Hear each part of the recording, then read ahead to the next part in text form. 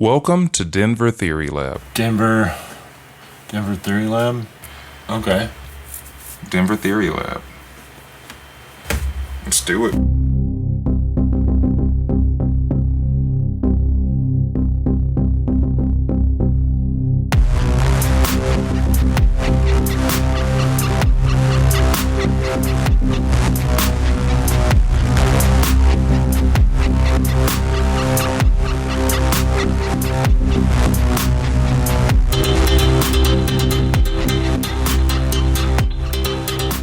All right, welcome to Denver Theory Lab. I'm Jesse, And I'm Kyle. where we aim to investigate and explore theoretical and practical ideas, conspiracies, events, and practices from an objective point of view to expand our range of thinking. You can make donations at Denver Theory Lab on PayPal at Denver Theory Lab. You can find us on Facebook, Instagram, or email us at denvertheorylab@gmail.com. Please send us any questions, comments, or topic suggestions. All right, we've got a special guest today. His name is Scott. Travel Scott, Mr. Travel. World Traveler Scott. Yes. He's got some firsthand accounts on some of the topics that we like to talk about. Where do you want to start, Kyle? Well, I think going into Tartaria and some of the epic monumental structures around the world would be a good place to start from where we were talking about just now. And we've talked about that a little bit in past episodes. So for the listeners, if you hadn't heard the previous episodes, a quick refresher: Tartaria is kind of a title given to a broad branch of different ideas. But the main idea is that our history that is taught to us is not accurate. It has been intentionally falsified. And that some of the buildings around the world were not built the way that, we're told they were built, that there was some other civilization that's been written out of history.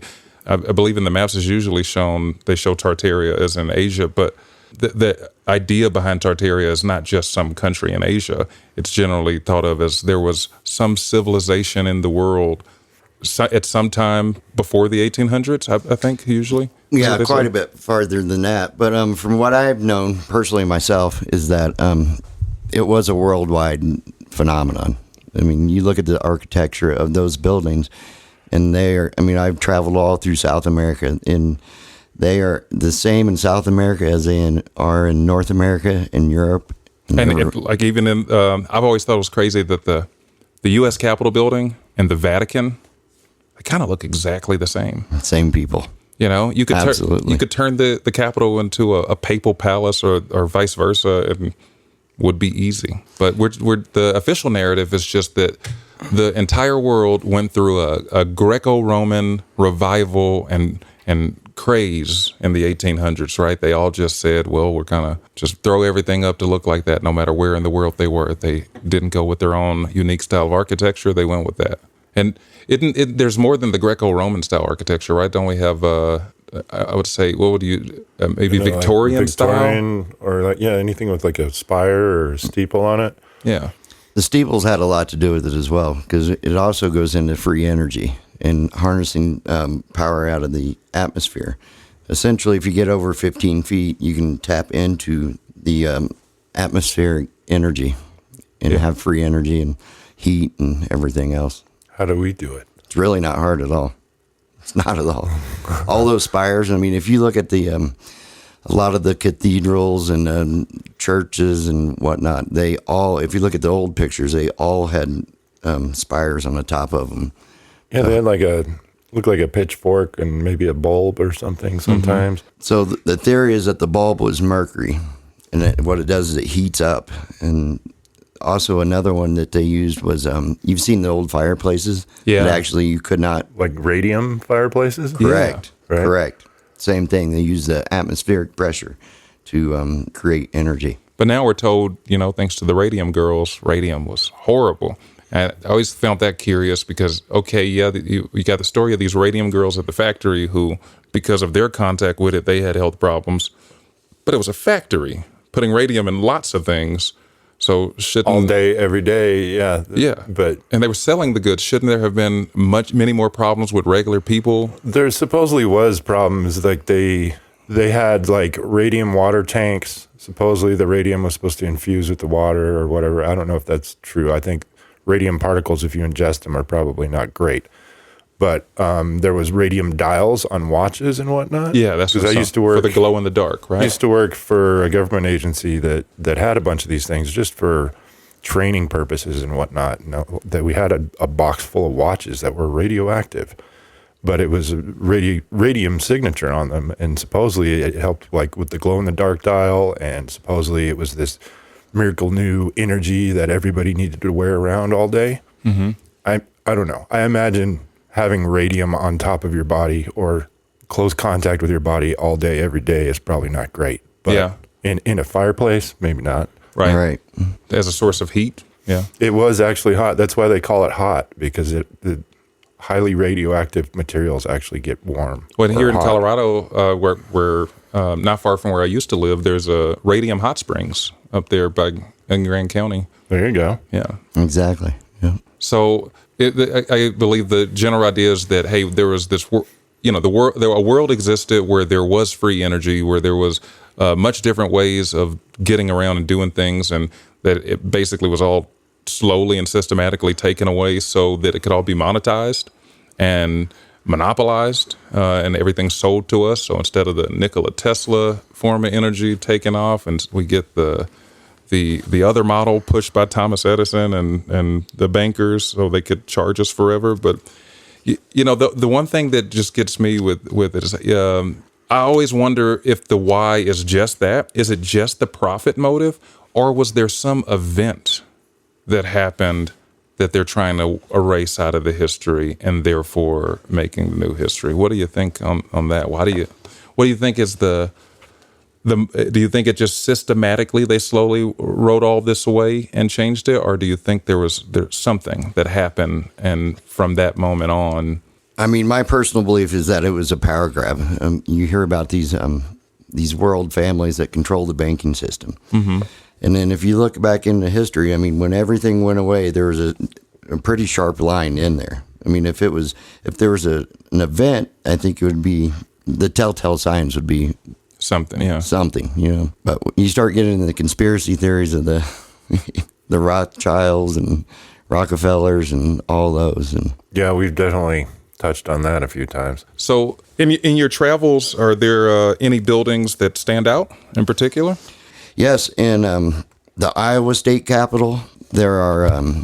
It's found quite a bit on the rivers. So, like the Ohio River, all along the rivers, there are those type of buildings. But in Iowa and in Missouri, there's quite a bit. Like St. Louis, Missouri, St. Joe, Missouri, are a couple that are sticking out in my head. But that and the Iowa one. These are the so-called founded buildings that we were speaking Exactly. of. So, like we talked in a previous episode that a lot of this ancient architecture, potentially Tartarian architecture, they put plaques on them that says founded, meaning they've actually found them on site, already built. So these are some of those same types of structures.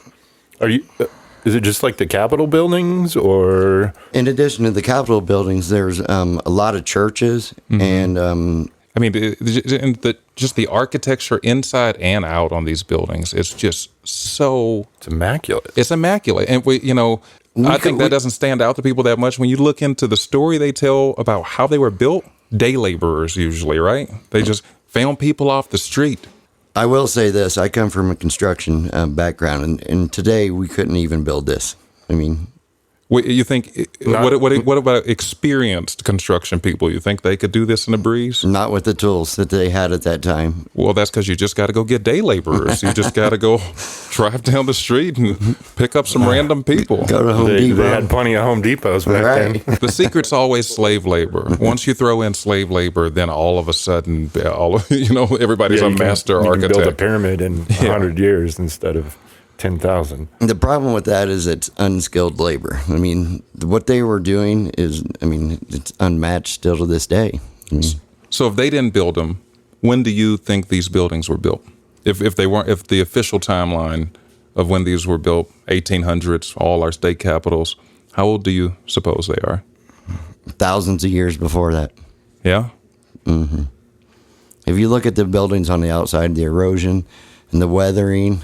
I mean, they're way older than that, in my opinion. I agree with you personally. Yeah. My personal belief on that is I think a lot of these structures are antediluvian. But I think there was probably multiple disasters. But whatever the most recent disaster to nearly wipe out humanity, which I think was a flood, given all the flood myths. I think whatever civilization was around the world before then, I think they built these buildings. And then they were left to ruin and got washed over. So do you think they would be like, were they around before the Younger Dryas impact? In my view, they would have been, built then or right before then. And so I think when we found them, all we did is renovate them. Sure. How old do you think they are? Yeah, Or I would say somewhere between 12 and 7,000 years old. That would be my guess. But Sure. I don't know. Maybe they're older than that. Maybe it's been multiple civilizations that founded them. that could be, that could be too. Who's to, if we came along and found these ruins and renovated them, who's to say others wouldn't have done the same thing in the past? There is a theory that these are tied to Atlantis. Yeah, that's where I was leaning with my timeline of thinking that that's who went and built all the Greco-Roman style stuff. That's my personal belief as well. And then maybe, would that be the same civilization that's responsible for the construction of the cathedrals? Or do these Victorian style buildings represent another globalized civilization that was around? I don't know. I mean, it's hard to say. The connection with Atlantis. I've been doing some deep dives on that myself, and just have been fascinated with it. Only more recently did I really look into the full account of what Plato said and the whole story from Solon about Atlantis, and it's it definitely seems to match with all the stories of, hey, we were advanced a long time ago. What I never knew about this story is that in the telling of the stories, supposedly whatever nation was there where ancient Greece is at the time of Atlantis, they were at war with Atlantis and they defeated them. And so I was like, okay, well, if you got a civilization able to build stuff like pyramids and these massive buildings that we can't build now, what does a war between those kind of countries look like, you know? Yeah, something that could sink an island. Or, well, supposedly in the story, whatever disaster that sunk Atlantis also destroyed Athens. So it sounds like it was world impacting, you know, or big enough to impact all of a region. What about, we talked about how long, well, not super long in the past, but they were doing underwater nuclear testing in the Atlantic Ocean. Yeah. Do you think that's tied into maybe keeping Atlantis buried, or, you know, keeping them from coming back, or if there's a civilization that's underwater now, maybe? Because they just recently did another test off of Florida with an underwater nuclear test, which they don't need to do. They've tested every which way they could possibly deploy a nuclear weapon. And it was clearly a just demonstration. Yeah. You know, let's show our colors, and, you know, but could it have had an alternate additional motive to it to, well, let's test it underwater just to remind these assholes underwater that we're here. Well, a lot of the UFO talk says that they are coming from under the water, you know. There's a representative, is it Tim Burchard? Representative Tim Burchard was recently talking on video about that, of saying that there's a couple, 6 or 7, or it might have been 5 or 6, somewhere around that range, around 6 deep water sites in the world where UFO activity seems to all center around. And his view that he said, while being asked, was that he thinks that whatever they are, they could have come here from someplace else a long time ago, but he thinks they've been here for a really long time. So I hope we're not nuking any aliens that live under the water. And it's like, we're fighting enough wars. Let's just keep it to fighting people. Right. You know, let's not nuke any civilization living under the water. Scott, where else have you traveled? So you mentioned that you've traveled all across the United States and seen all these architecture here. What about like other countries? I mean, the majority of what I've seen is personally in North America. I have traveled through Central and South America quite a bit, but what I wasn't aware of what was really going on at that time. Yeah. You know, I was just traveling for the beaches and the family and whatever. But once I really started getting a hold of like the architecture and what's going on, it brought me back to my childhood of sitting in a cathedral and looking up and thinking, there's no way possible this could happen. So what about a building with your eyes today, with the knowledge you have today, when you're looking at one of these old buildings, what to you stands out to say, okay, this one's older than our current civilization? I mean, we could start with the Denver Capitol. I mean, just for an example. I mean, yeah, a lot of these buildings, you know, you'll see the ground floors will be up above the windows, or the elevations are not the way that we would build things in modern day civilizations. And so I just look at the elevations, and then from there you start looking at the foundations, and just the sheer size of the blocks and how they meet together, and that type of thing. Once you start looking, you're like, you just have a different set of eyes for it. Yeah, that's one of the first things that stood out to me with the U.S. Capitol, because it's supposedly, the story goes, it was a marshland. So we're supposed to believe in the late 1700s, these people show up to a swamp, they drain the swamp, and like the foundation of the Capitol goes down deep, really deep. Sorry to interrupt. No, You've seen those pictures, right? When they renovated it. Yes, Yeah, when they renovated it, there's columns underground. Right. And that, to me, stood out. I said, why would you build columns underground?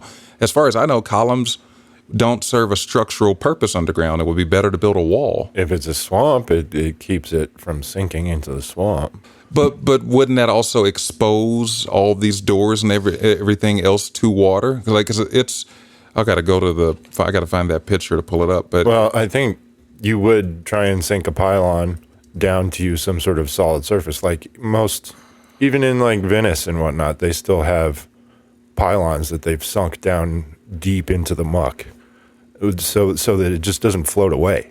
But they're not decorative. That's the key. Oh, these columns are decorative? Decorative.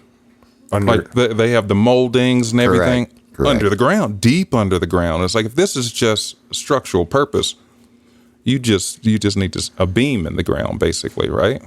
You know. But I got to find the right one, because it's the ones that show the lower part of the Capitol as it's under construction. Yeah, they typically find those when they go to do those construction projects. But you're exactly right. The decorative beams would not be used for pylons. okay, well, that's maybe a good lead into what our current president wants to be built. Yeah, I saw that. Maybe it's an idea of like he wants it unearthed. I saw this in If there's something already there, and there's all kinds of structure underneath these already placed buildings. See, Donald Trump announced either yesterday or earlier today that he would like to see an arch, a monumental arch in D.C. adjacent from the Lincoln Memorial. Oh. And supposed to, the renderings they've drawn up show it at its smallest size, the same height as the Lincoln Memorial. At its biggest size, bigger than the Lincoln Memorial. So I was like, given my thoughts about some of these monumental buildings, I'm like, I would be very interested to see if we built this and how the construction goes, what that construction site looks like. Because I don't know how could you, if it's going to be that tall, you can't unearth it, right? Or can you unearth it and raise it up? You potentially could if it was intentionally like knocked over and buried, but maybe it's still intact underground, and maybe it's just one of those things. So this is a new structure, or they're trying to raise it? Well, they're saying they want to build a new structure. Okay. A monumental triumphal arch. So Interesting. Right. That's I've what I'm not thinking. heard I was that. like, I would be very impressed if we do it. If we do it, great. I applaud it if we do it, but I would want to see the construction site, because we've talked about that before. How a lot of these sites, they're very kind of secretive. They close everything off to make it so you can't see what they're doing when they're building it for a lot of the monumental structures. Part of me thinks that's because there's some method that they have to move these large stones that they don't want others to know about. This one's sort of off topic, but have you ever heard of the Coral Castle? in Florida? Yes, I've been there. Yeah, I would love to see that. So it's this, It's a castle that one man built. yeah, by himself at Correct. night. Correct. Oh, At yeah, night. yeah, yeah. We talked about this on an episode. Yeah, yeah. Yeah, supposedly aliens told him how to build it, and then he built it by himself, by hand, when nobody else was looking.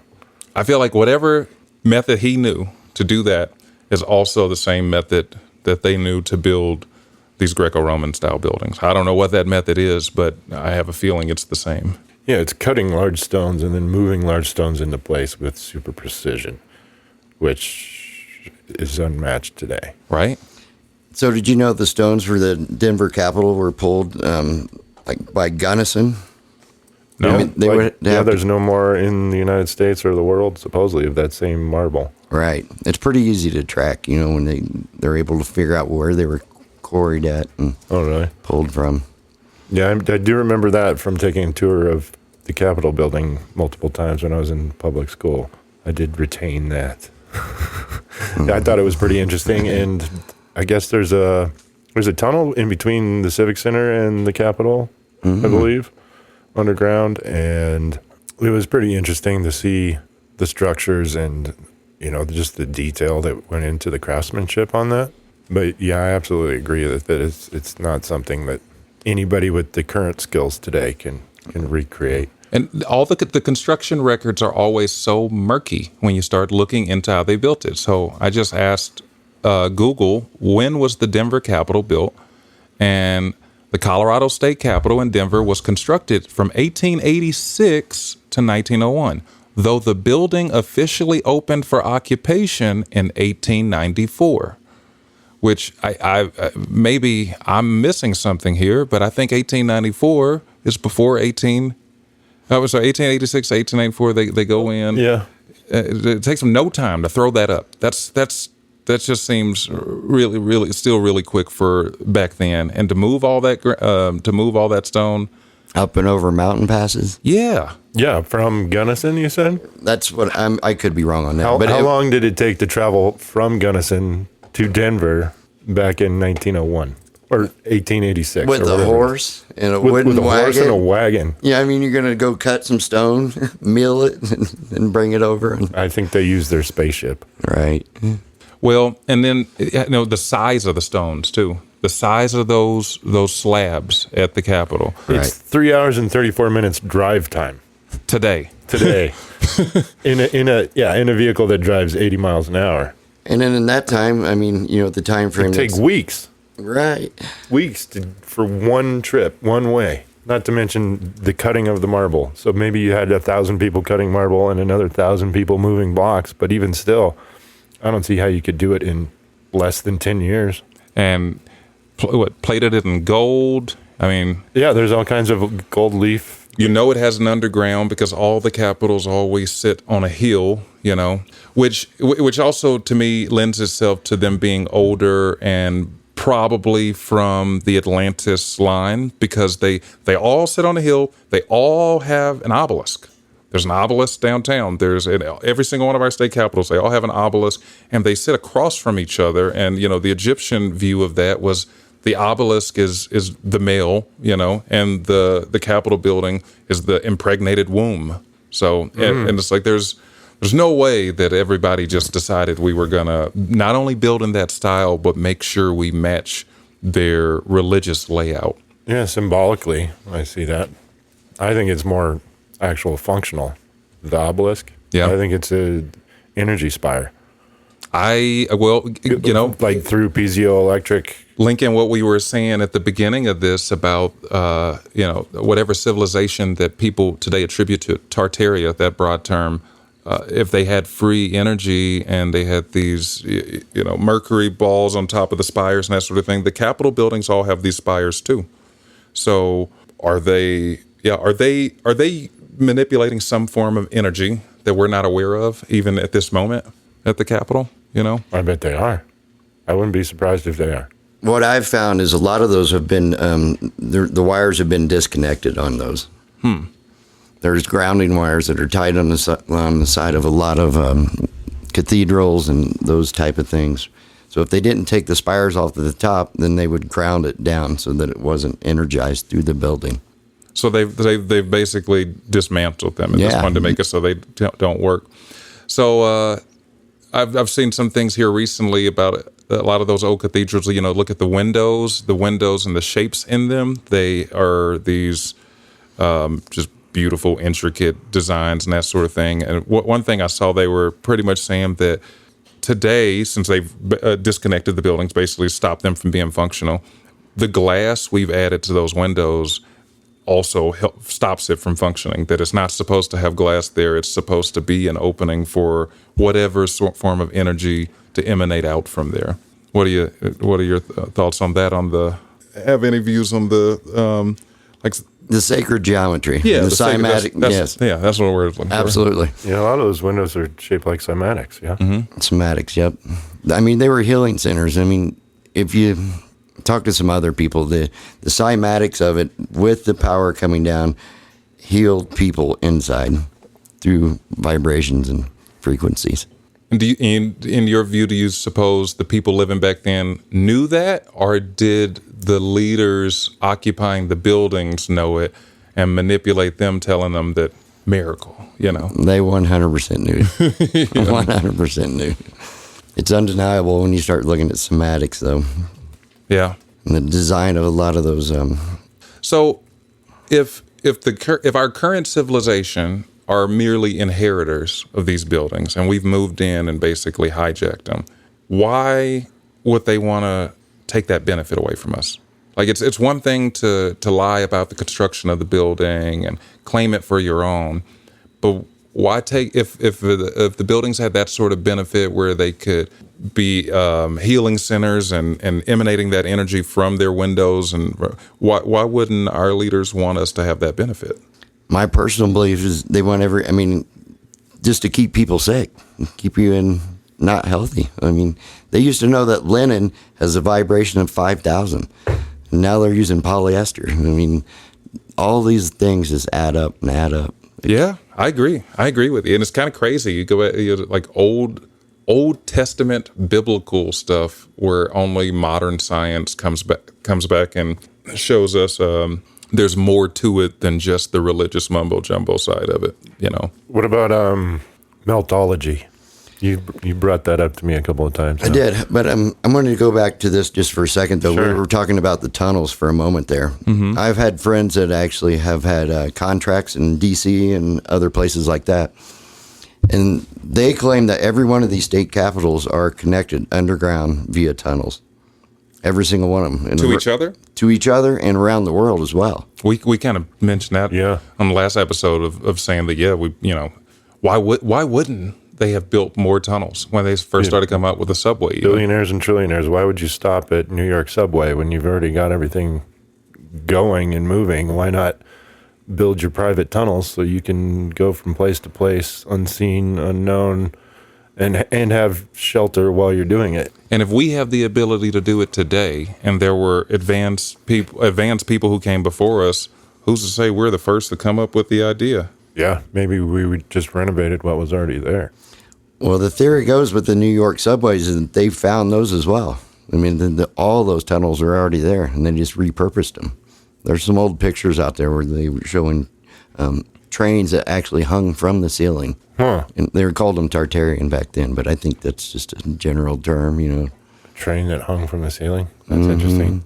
But I mean, how different would the world be if everybody knew that everything was connected? Yeah, we'd all be a whole lot more free. Right? Yeah. We wouldn't be taking planes anymore. Yeah. Right. And I think that's why I think that's why they won't give us high-speed rail here in this country. It's all around benefit. It makes no sense if you are trying to make things better, even if you're trying to make more money. You want high-speed rail. You can move stuff faster, and people can move faster. We'd be all so much more freer if we have that. So they're all sitting on hills now. I definitely.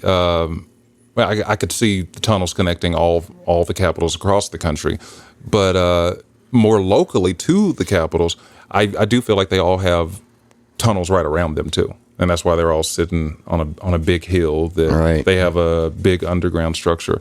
As a matter of fact, when you're downtown Denver near the Capitol, I feel like a lot of those buildings have more underground. There's a park down there that's like it's super flat. They have I want to say like a soccer field or something. It's like right by Denver High School downtown. And every time I'm down there, the high school's got this the high school looks weird. It doesn't look like how I would expect them to build a high school. Like it doesn't East fit High School? I think it's just Denver High School. Let's see. Well, East is right on Colorado Boulevard and Colfax there, right next to City Park. This one. spires. West, so it's Denver West West High High School. The architecture of the building, to me, I'm just like, really? A high school? Yeah, it looks like an institution. Exactly. Nobody would build a high school like that in this day and age. I mean, so for them to think that they did it back then. It's kind of wild. Right. You know, and we think about the past and we know that we think of ourselves as more cultured and caring about the small things. It's like even for me to accept that they cared enough to build those beautiful asylums, I'm like, it's hard for me to think people were willing to spend that much money on people that they thought were crazy back then. And Right. I think they would have been willing to spend about as much as a bullet cost Right. and not much more, you know, or at least that's otherwise the world they're showing us in Westerns is very off.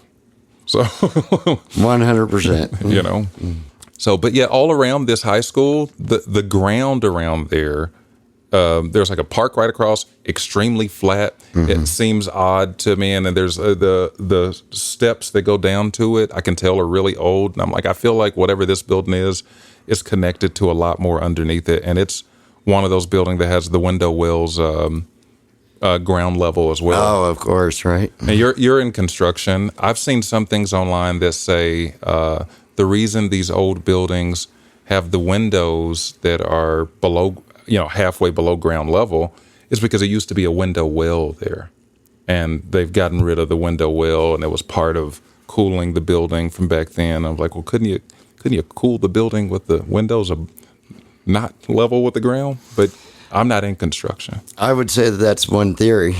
Yeah. However, I mean, whenever you start with a building, I mean, you start on a flat surface and then you build up from there. I mean, the ones that I've seen, there are multiple stories below ground. I mean, depending on where you're at along the Ohio River or here, but I mean, you would never, you would never build one where the water would run into the window well. A few of these buildings that I've seen were maybe 3 to 5 stories underground, and then a lot of them you'll find too that you're not allowed access to those areas. You're not allowed to go down there. They're restricted. Right. Because it would throw off the timeline. Exactly. You're going to go down there and see stuff that's not going to add up. And this is one of the pictures that kind of show it. It's like to think that in the late 1700s, they dug down this far and brought in all this marble into a swamp and then refilled it back in with dirt. It's hard for me to believe. And then the steps go on top of that. Again, I'm not in construction, but to have columns underneath the steps, it just seems like it would be more structurally sound to seal that off. It would be. Unless these aren't the original steps. And this isn't, this ground level is not the original ground level. Ground level was somewhere way down there. It couldn't have been. They had to, yeah. And you will find pictures like that around the world. I mean, the levels have risen quite a bit. So what do you suppose that is? Just a mud flood or? That's a hard one to say. I mean, the whole mud flood theory is what caused the mud flood? I kind of tend to lean toward weapons of some sort, because we know, we've talked about this in past episodes, with frequency, you can liquefy soil. Absolutely. And we've talked about in past episodes, we hadn't talked on this yet. I kind of wanted to say it earlier, but I didn't want to derail us. But the bells, we were talking about the cathedrals, all these cathedrals have giant bells. I think whatever civilization was before us was more attuned to using frequency in all forms, both as a beneficial tool and as a weapon. They've also found that bells help heal the body as well. Mm-hmm. Vibrations of the bell, energy, vibration, frequency. Yeah. But you know what's interesting to me is, like, when did the bells go away? The World Wars. Yeah. That's what they said. Yeah, they said they were melting them down for brass and steel and iron and whatnot to make bullets or tanks or whatever the fuck. Yeah, which Doesn't make I don't much think sense. they actually did it. I think they're all stockpiled somewhere. Right. Yeah. Well, the Vatican has a store of them. And like in France, they do this like parade of the bells where they once a year they bring out the bells. And I'm like, well, this is a weird sort of annual ceremony. Like to me, it indicates that at some point in the past, the bells were more important. And that's why people would venerate them like this. Have you heard the theory where both of the world wars were started to cover up Tartaria? I have, where the sort of the purpose of it was to destroy the buildings, Destroy the old buildings. Right. Chicago's one of the big ones. Yeah, I mean, they had unbelievable architecture there, but Well, like the stuff a lot of it's on display if you look at the Chicago World's Fair. yes. And, we've talked about in past episodes how where Chicago currently is on maps, it's been on maps for a long time as Shalaga and other things. I don't know if we've talked about it in past episodes, but I've seen a lot of things where they sort of suggest that as part of the falsifying the timelines, they've just added a 1 in a lot of places where the year is, So, We did with Columbus's oh yeah, we did talk diary. where they we did talk about that. Like it was 1492 on the first page, and then everything after that it was 492. And yeah, it was 400 and something. So it's like they added 1,000 years to the timeline and took all these old, what used to be a J, and just that's an I, I've seen a lot of that too. What used to be an I in front of the numbers on coins and whatnot, and then as it gets transferred over, they just make that into a 1 at 1,000 years, like you're saying. Well, when I think about all that, it tends to make my mind lean more toward we're not just dealing with a power grab of some human group, that we're dealing with something that's non-human and hiding themselves in our history. It's like the only reason you wouldn't want people to know the past is if there's something about the history, something in there that threatens their power now. All right, let's talk a little bit about our affiliate sponsors. Shimmerwood Beverages is a CBD-infused seltzer combined with full-spectrum CBD, natural fruit shrubs. Delivers a refreshing, stress-relieving drink that eases tension and promotes relaxation. You guys can enjoy an exclusive discount, DTL 2025, using our promo code. You get 30% off at shimmerwood.com, and we get 15% commission. It's excellent drink to just relax and maybe have something in your hand while everybody else is drinking their alcohol that's killing them slowly. And you can use that same discount code at one of our other sponsors. Prep Starts Now. So Prep Starts Now has a wide range of products for keeping your family prepared for whatever may come, natural disaster, first aid, or if you're just preparing for a camping trip. It's never too early to make sure you and your family are prepared. So it's more than just survival gear. Prep Starts Now. It's about empowering families with confidence and resilience in the face of emergencies. So preparedness isn't fear-based. It's just smart planning. So if you don't already have you a little bag to take with you or to grab anytime there's an injury, you should. So check out Prep Starts Now and use our code DTL 2025 for 15% off of any of their products, and your purchase there will get 15% commission to the podcast to support us to continue talking about topics you love. At prepstartsnow.com, or some of the applications have little pop-ups that you can click on as well. Oh yeah, just click on the ad on the screen. One more, Goodfeels at goodfeels.com or shop.getgoodfeels.com. It's a cannabis seltzer. So you get cannabis and CBD in this seltzer, 5 milligrams. It offers a good new era of refreshment crafted with high quality natural ingredients. These beverages provide a consistent, enjoyable, uplifting experience perfect for any occasion. You can enjoy an exclusive discount with us as well as DTL 2025. Same discount for all 3 products. That gets you 20% off. Also a 15% commission that contributes to our podcast. It's super cool. You can get extract as well, so you can spike any one of your mocktails with a little bit of cannabis and CBD, and nobody needs to know the difference. Everything we promote is better than alcohol, so stop drinking alcohol and drink CBD or cannabis or Get Colorado sober. get Colorado sober. Yeah. There you go. All right.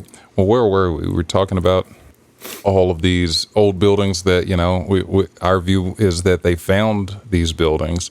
So there's another theory out there about some old structures, the idea that a lot of these structures that we can find that look like they're just carved in the rocks are instead melted buildings. Is usually given the title of Meltology. Are you familiar with that, Scott? I am. I've actually personally laid eyes on quite a bit of that in Utah. Oh, yeah? Yeah. What would look like cathedrals, kind of like the picture on the right in Turkey. What would appear to be, if you look at the foundations of them, some of them in Utah I've found actually had what would we consider modern day bricks. The tops of the buildings will be completely melted. I mean, not like a bomb went off, but like a directed energy source came down, melted it from the top, and it just like a lava flow over it. But where the bricks are in the bottom, like I was talking about the foundations, you can see where the rock had melted over the bricks. Well, now, assuming it didn't melt, why would anybody put bricks underneath all that rock? Right. Right. That's funny. One of the first things I clicked on when first trying to look up these images was saying exactly that of why would there be bricks under the rock of this? This one's a picture of like a castle tower, and in the picture is a little too small for me to be able to see. But I guess supposedly there's bricks in underneath a big boulder that this castle is sitting on, and really, to even build a castle on this, it doesn't look like a solid foundation where you would want to build a building. Yeah, that doesn't make sense to me. So what do you think? What do you think that is? This again. It's the stuff like this with the meltology that makes me think there's some event. There's something that's happening that's leading to these resets in history. Do you think is that just warfare amongst humans? I mean, that's the only explanation I would think. I don't think that we have the technology now to do what they have done. When you look at these buildings when I was in Utah, out by Green River, these are massive structures. Very, very massive structures. To come through and just be able to melt it. That's a war I do not want to see, because if you had something that could melt a building like that, I wonder what it does to a person. Star Wars. Yeah. Well, there's a lot of speculation about our directed energy weapons now, and that we kind of are going down that road of doing stuff like that. I remember when the Maui fires happened, that there was a lot of accusations that a direct energy weapon had been used, and I remember there was even a video circulating of someone who had caught what seemed to look like a laser from the sky right before the fire started. Right. You know what's wild about that to me is that the blue, you noticed that too, yeah. that the blue roofs didn't burn? Yeah, I saw one picture of everything had burned all around except for this blue umbrella.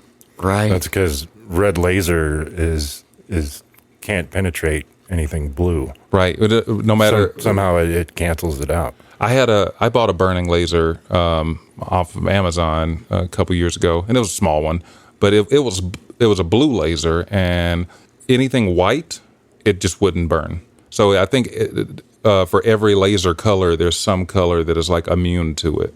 If laser weapons are the weapon of a weapon of choice of World War III, I am glad my favorite color is blue. I'm gonna be running around like a blue wizard with a cloak on. What's your theories on that?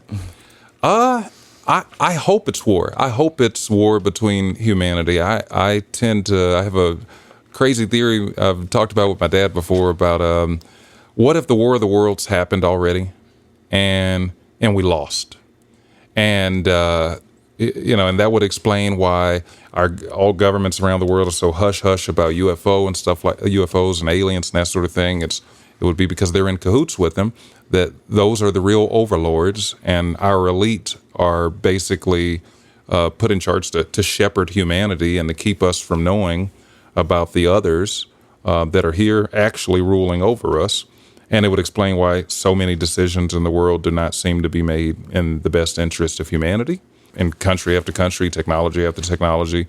And the general idea is that whatever this alien group is, every once in a while, they cull us like you cull a Yeah, herd. maybe that population control is the best interest of humanity, that they're not going to come cull us until we reach a certain threshold of population. Yeah, maybe that's why our world leaders are all about, oh, there's, too many people, overpopulation, because they know that once we hit a certain number, it's time to cull the herd. I hope not. But that's a conspiracy theory idea I've talked about with my dad a lot, and it fits with the world more than I would like it to. So that's my idea. I think that there's some other group, maybe the ones they call the Anunnaki, or given different names throughout time. But I think that we're like a farm for them, if you will. And maybe not in the sense of they want us for meat, but farming is something else. The soul container. Yeah. Did you ever see this monolith that appeared in Utah? I personally have not. I remember seeing something about that a couple years ago. It's like this. It looks like it's as shiny as a mirror. Yeah, it was. Like metallic. That's not the only one Can that you look popped up, something right? up on that? Yeah. If I'm not mistaken, I found a website that wants me to subscribe, and I'm not interested. if I'm not mistaken, that wasn't the only one. There ended up being other ones around the country and the world. Interesting. But So let's see. You said it just appeared? Yeah, it just appeared, and nobody knew what or where or what was going on with it, and it was there for a certain amount of time, and then it just disappeared again. Wild. It's a metal pillar, unknown origin, shaped as a 3-sided triangular prism. This is from ChatGPT. Approximately 10 to 12 feet tall. It was installed sometime between July and October of 2016, based on satellite imagery, on public land in a remote rock canyon in San Juan County, Utah, the Lockhart Basin near the Needles district of the Canyons lands. So it went unnoticed for over 4 years. That's a weird claim to make. How could it go unnoticed? How would you know it was unnoticed if it was unnoticed? Right. It went unnoticed for 4 years until November 2020, when a helicopter crew doing a survey of bighorn sheep spotted it. The crew noted that it appeared firmly planted and was clearly man-made, not natural rock formation. Well, it's clearly made. It's clearly not natural. So once word spread, people used mapping techniques, examining the helicopter's flight path because of this. So on November 27, 2020, the monolith was removed by 4 local men from Moab, who later posted a video showing themselves dismantling it and hauling it away in parts. Witnesses claimed that one of the men said, "This is why you don't leave trash in the desert," implying their act was motivated by concern over crowding, environmental damage, and trespassing. Who are these people that took it? Yeah. Oh, no. What did the parts look like? Yeah. You know? Took it away in parts. It looks like What did the inner workings of it look like, I wonder? the photographer confirms it's not there no more. That's mysteriously disappears, according to this article with ABC News.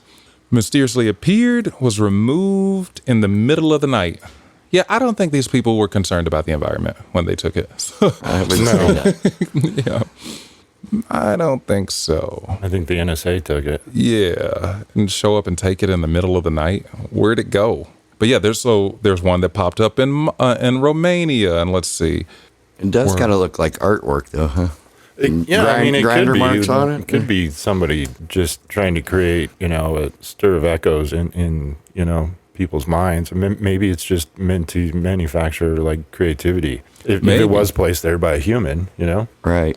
So we got November 2020, Romania, monolith that looks exactly the same. Monolith appeared soon after the Utah one was removed. It also later disappeared. California, December 2020, monolith found on Pine Mountain. I can't pronounce that town. Atascadero, I don't know how to say it.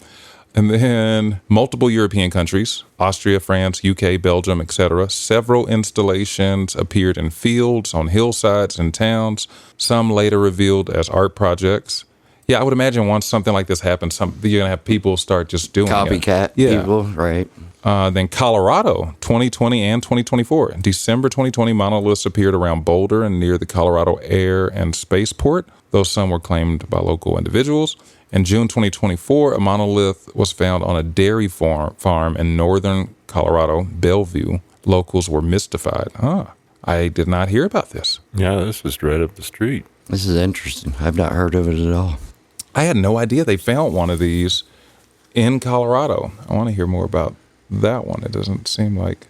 You said it was outside of Boulder? Bellevue. Bellevue. Northern Colorado. So this is the guys taking it away.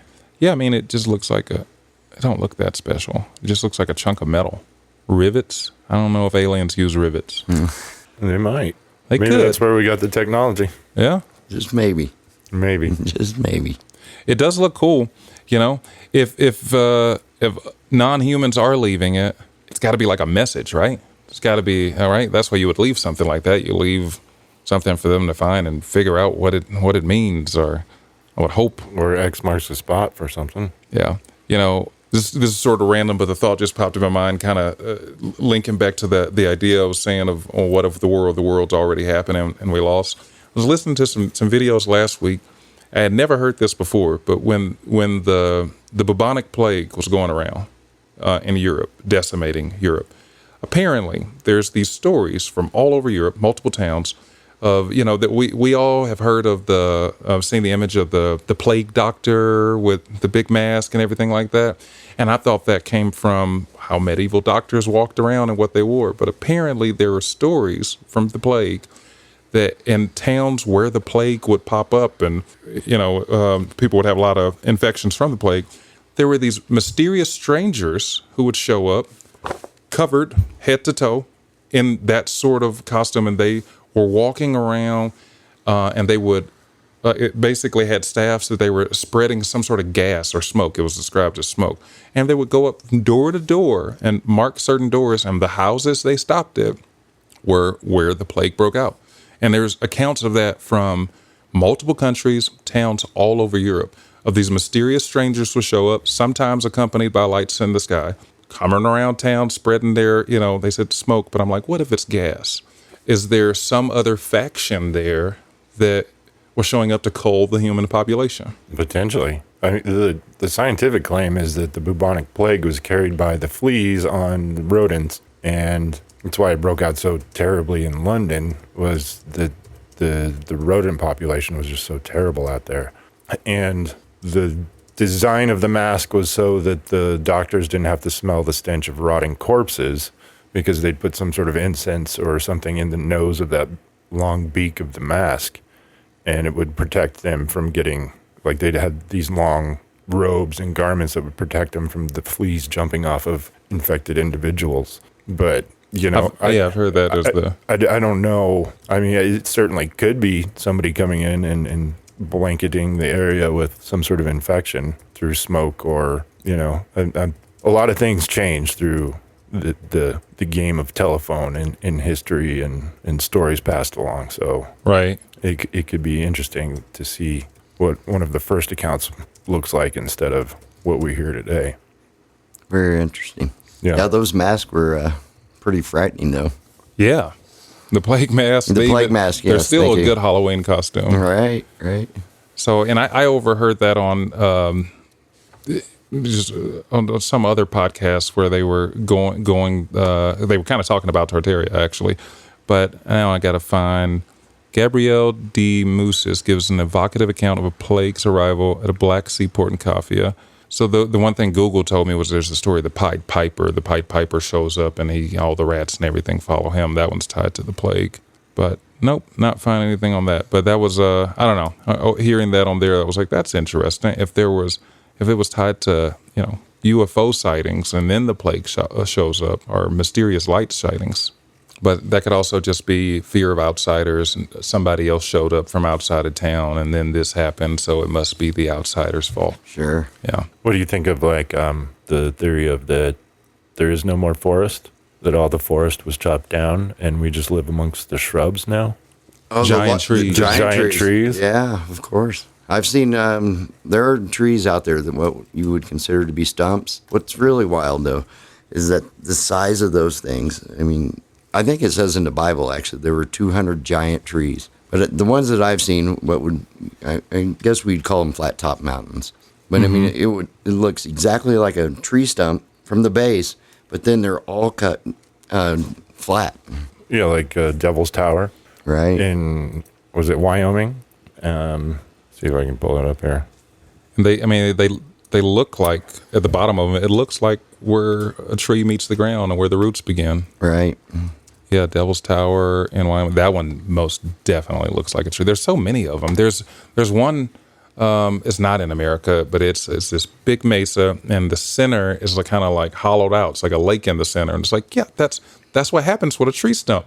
Right. The center rots out first and collapses in. I've seen pictures of like stone formations that look like giant mushrooms as well. So like billions of years ago, I suppose it could be that these structures grew because it was such a oxygen-rich environment. Because they've done studies that high oxygen content and like filtered UV will allow something to grow to 100 times the size that it normally would and be more productive. So there's a scientist that took like a tomato plant and gave it an oxygen-rich environment and filtered the UV to where it was no longer gamma or X-ray in the sunlight, and that's all it had. But it grew to produce 10,000 times more than it normally would under such conditions, and it kind of proved that everything was much larger a long time ago with a greater filter across the firmament and higher oxygen content. There is a lot of truth to that too, but CO2 is another.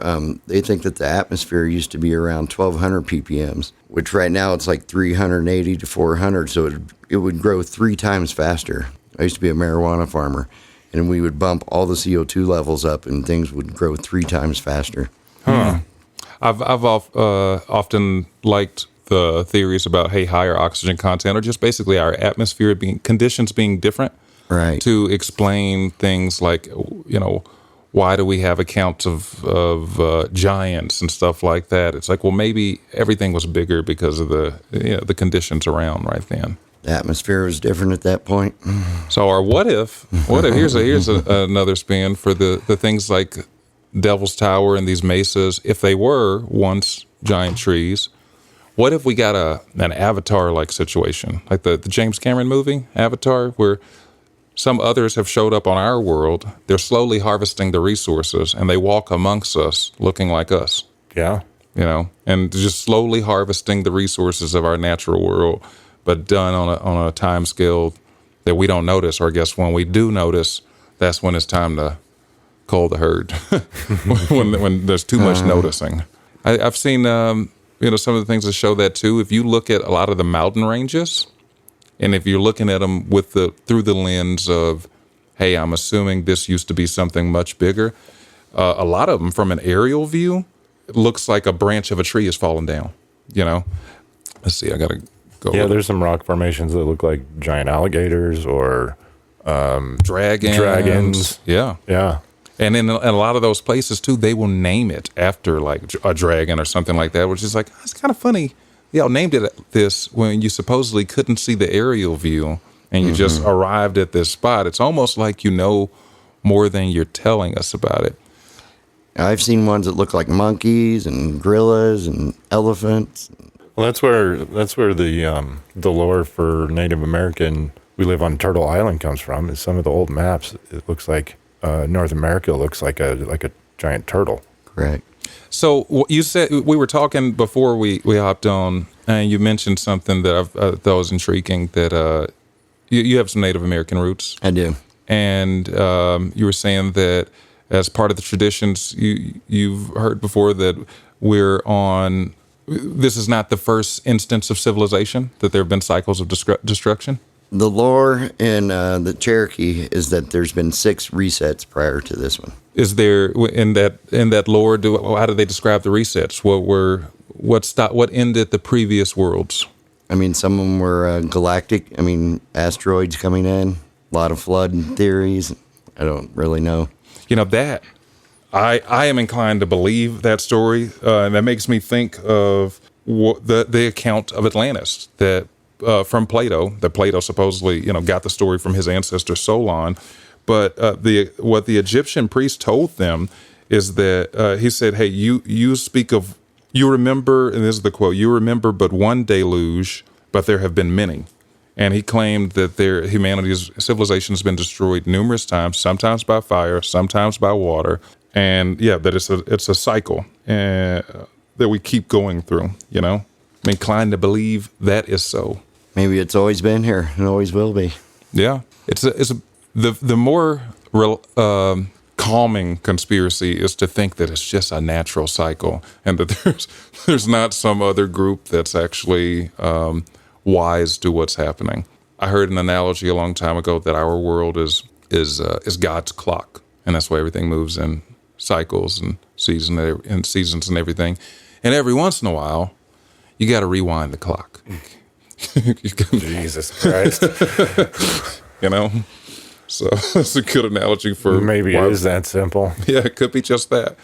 He's got to wind the clock again. The grandfather clock doesn't run forever. Floating around on God's wrist. Yeah. Well, the Bible says a day to God is like 1,000 years for us, is how it describes it. So it's like, if we're living in a terrarium for some higher form of life, if you can think back to that, I think I've mentioned this in past episodes before too, but I just really love the imagery of it. That I think it's the first Men in Black movie. At the very end of the movie, they're zooming out, and the entire universe is just a marble that these giant creatures are playing games with. Playing marbles with. Yeah. Just bouncing back and forth. It could be just that simple, where that's the cataclysm. We get knocked out of the circle. Right. Right. That's what happens. Try again. Well, we got a few more minutes. Let's see if I can find one of these. Ideas? Yeah, let me see. You want to talk about predictions? Oh, we can go to that. Let's see what we had on. Oh, I got it queued up too. So we're in October now. Another mass extinction warning from UN scientists, calls to geoengineer the Earth began. I think that one, the calls to geoengineer the Earth, have been happening for some time. So let's see. And who did you say that was from? Oh no, we made a general predictions. Oh, okay. Yeah, months ago we made we put down a list of predictions with different dates, and we're just like, okay, we're gonna see how many come true or how many end up actually happening. Nice. It's the way the last few years have gone. It's really hard to know what to have on your bingo card, to come up. Seems like everything's happening faster. Oh yeah. Yeah. So let's see. So we got the scientists calling for mass extinction. Humans, just 5 hours ago, humans driving extinction on scale not since the dinosaurs. A sixth mass extinction is not looming. I mean, I feel like that's something that happens every year. The alarmists, if not multiple times a year, Yeah. Well, there's always the alarmists of saying it's all over. It's doom and gloom. Well, yeah, that's usually their propaganda, is to create doom and put some sort of monetization behind it. Right. Like how can we say that the world's going to end and everybody has to contribute? Right. So they don't have to pay for it. And then line their pockets. Upcoming for predictions, I hope this one comes true. For Halloween, what's the Celtic name? Samhain? Samhain is how it's pronounced, but it's actually spelled Samhain. It's a weird Celtic word. All the Celtic words are pronounced not like they look. Not like you would think in English. So prediction for viral footage shows ghosts on live TV broadcasts. And then this next one, I feel is probably the most likely one. If I was bet my money on any of these, it would be on this one.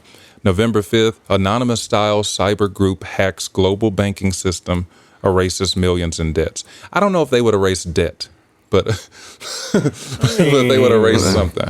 Maybe not our debt. It was they're going to erase somebody's debt, but not the little people's debt. They're going to, be erasing some big people's debt. But potentially. Cyber attacks on the global banking system, I would bet money on that. I think world governments would like to move to digital currencies, and messing with the banking system could help with that. I mean, isn't that in the works right now? Yeah. Right, exactly. With I was reading something the other day.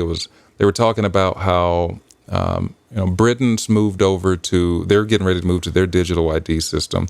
And the EU's got something similar too, and they've already kind of digitized a whole lot of their money.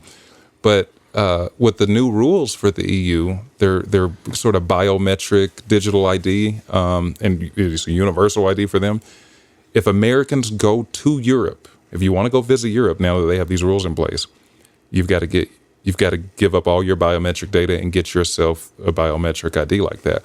So what the article is pretty much saying is they're going to force us into buying into this system because, hey, you might not can pass this system in America just yet of control, but you make it so if Americans want to go to other countries, they've got to engage in that system, and then you get their data anyway, and then you just slowly normalize it until you got your full. That's what they did with phones, smartphones. Yeah, It slowly normalized it, and now everybody's tracked. yeah. Digitally and We track ourselves. audio. and, Yeah, like they made it fun for certain types of personalities to post everything on the internet. So tell us now everything you're doing. Now you complete documentation of everything that's going on. And we all willingly carry around our own tracking devices, and we guard it jealously. You know what I mean? Yeah, It's right. like, you cannot take away someone's personal tracking device. I hope we don't move toward that. So these biometric systems and putting more where all of our data is with them, because I really fear where that goes. They say it's supposed to be used to help us, but I feel like they will use it against us. So. I mean, it's only a matter of time, I'd think, right? Like these younger generations, as they're growing up, I mean, if you make that part of their normal society. Yeah, and then the generations to come after us, Right. when you are interacting with AI and these systems, especially when the systems are talking to each other, when you're interacting with them from the moment you enter the world, those systems are going to know more. They're going to be able to know more about the individual than the individual knows about themselves. Right. To be able to manipulate them, and to, if they wanted to, they would have the ability to manipulate them and into going down whatever pathway, I would imagine. I'm really interested in the AI that comes out in the recent year or in the years forward. I saw a fun one yesterday. They're coming out with Sex GPT. It's this one's designed to be Sex an AI, love companion. Nice. Yeah, yeah.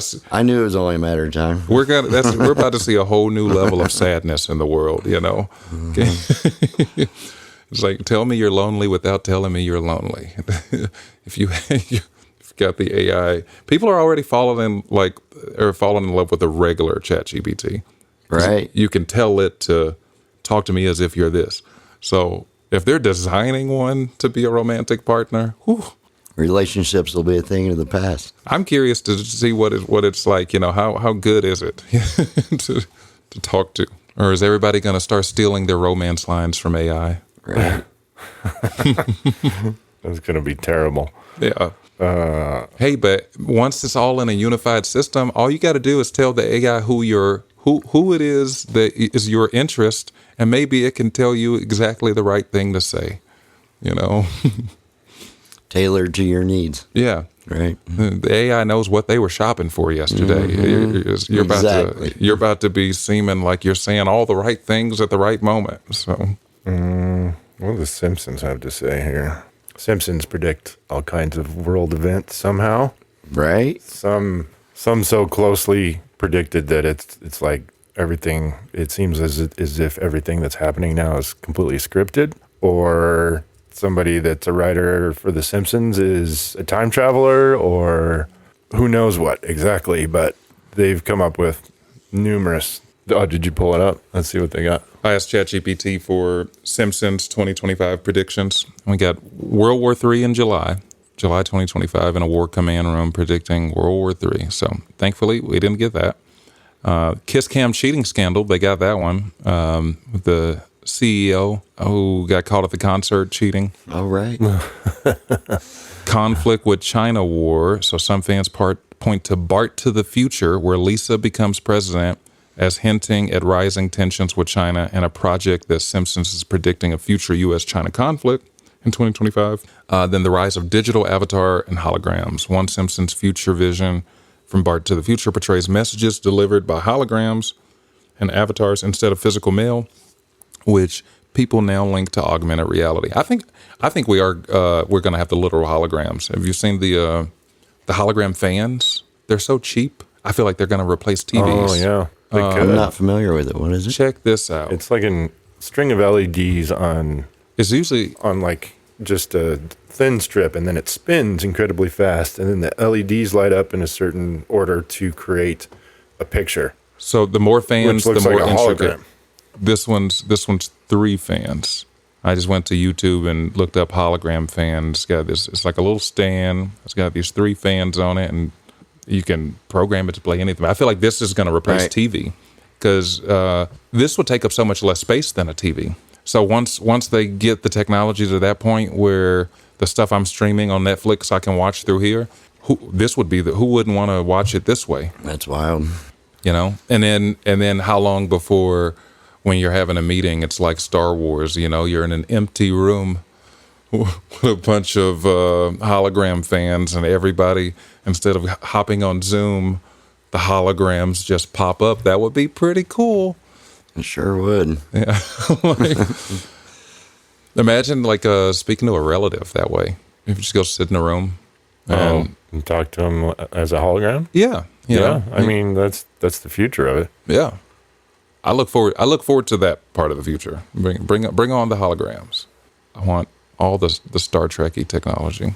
Well, thanks for joining us, Scott. This is fun. Absolutely. It was Thank great you. to hear your firsthand accounts. That's it. I think that's all we got today. We could do this again sometime. Thank you very much. You're welcome. Thanks, Scott. Thanks for joining us, guys. You can make donations at Denver Theory Lab on PayPal at Denver Theory Lab. You can also find us on Facebook, Instagram, or email us at denvertheorylab@gmail.com. Please send us any questions, comments, or topic suggestions. Till next time.